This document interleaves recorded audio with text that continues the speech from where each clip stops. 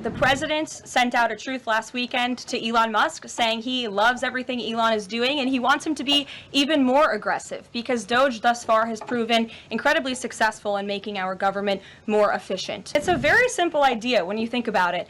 All the Office of Personnel Management is asking, all this administration is asking, President Trump is asking, is for federal workers who live off of the American taxpayer's dime to send 5 bullet points of what they have done in the previous week.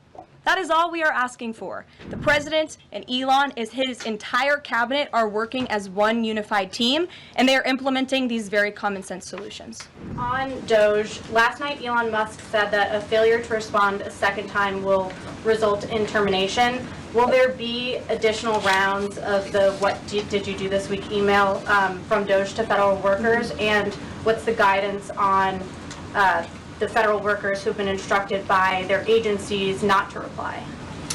So a couple of things on this. First of all, let's just take a step back and talk about this idea. The president sent out a truth last weekend to Elon Musk saying he loves everything Elon is doing and he wants him to be even more aggressive because DOGE thus far has proven incredibly successful in making our government more efficient. And so Elon and DOGE came up with this idea. Elon has implemented this at his private companies. It has proven successful. And it's a very simple idea when you think about it.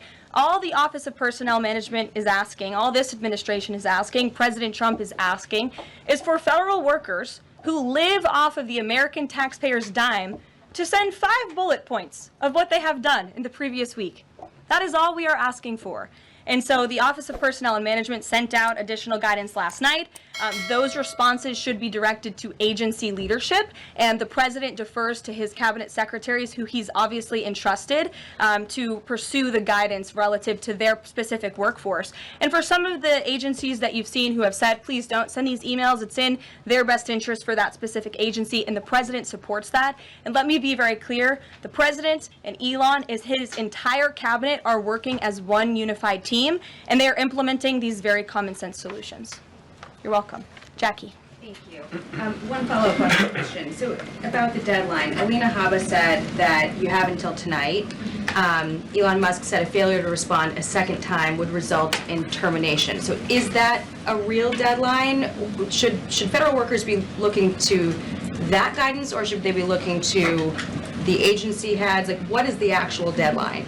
So again, the agency heads will determine the best practices for their employees at their specific agencies. Again, this was an idea that Elon come up with. DOGE worked with OPM to actually implement the idea, and the secretaries are responsible for their specific workforce. And this is true of the hirings and the firings that have taken place. And we advise federal workers, unless your agency has dictated you not to respond to this email. In fact, I can announce that we've had more than 1 million workers who have chosen to participate in this very simple task of, again, sending 5 bullet points to your direct supervisor or manager, CCing OPM. I actually participated in myself. It took me about a minute and a half to think of 5 things I did last week. I do 5 things in about 10 minutes, and all federal workers should be working at the same pace that President Trump is working and moving. We have a country to save, and we want this federal government to be responsive to the needs of the American people who re-elected this president to have historic, massive reform, and that's what the intention of this idea is. Can you clarify one thing, though? Because Elon Musk also said that a reason that they wanted this 5 things email was just to see if people are actually alive.